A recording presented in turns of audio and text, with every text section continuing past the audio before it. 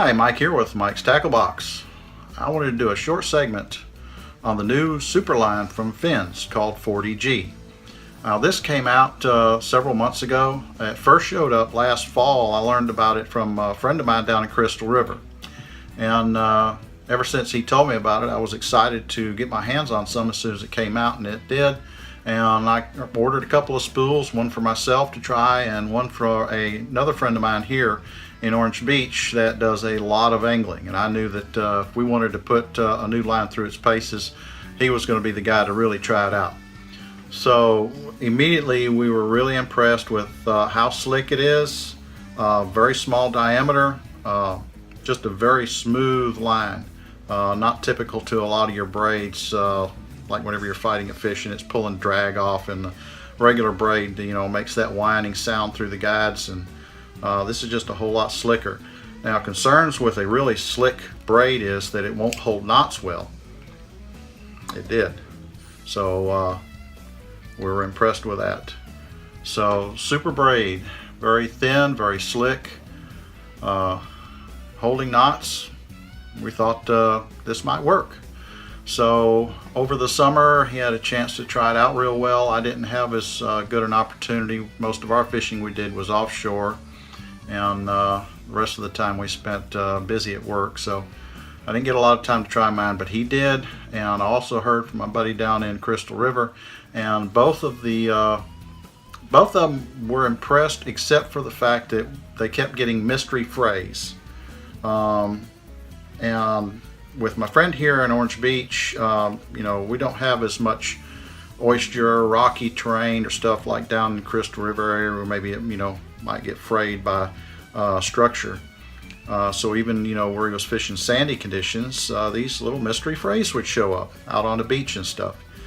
So he has, and as well as my friend in Crystal River, they've gone back to their old braids that they're happy with. But I started looking at this and doing a little experimentation. Sent an email to FINS to ask them, if they had any other complaints about this, and haven't really heard a whole lot back from them yet.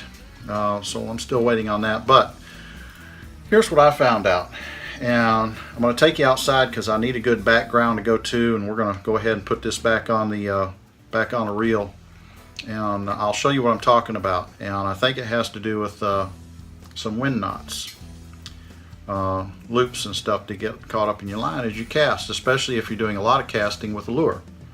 So let's go outside, we'll take a look at this, and I'll show you what I'm talking about and why I think that these mystery frays are showing up. Okay, let's go. Okay, here we have my Penn Clash spooled with 15-pound test FINS 40G. Now, I went out and did some sloppy casting in the yard, and we got a nice little twist in the line here. Now, if we were to make another hard cast or hook a fish, which would cause this line to go tight with this in there, and it pulls this knot out, it's all twisting the line up and everything, it causes a buckle in the braid. Now, to understand what's happening here, let's see how this line is made. 40G is a composite braid, being it has 9 thin center strands or an inner core with 8 more thin strands braided around it. Producing it this way makes it thinner, smoother, and stronger, but in the line we tested, when it gets tight loops or knotted, the outer shell seems to get damaged when it's pulled out, and in several cases the outer layer seems to have failed, leaving only the thin inner strand or core. Here, I'll do it again. We have another twist in the line, or a knot, and pulling it out, the outer braid seems to buckle under the stress of the twisting and the straightening as we pull the knot out of the line.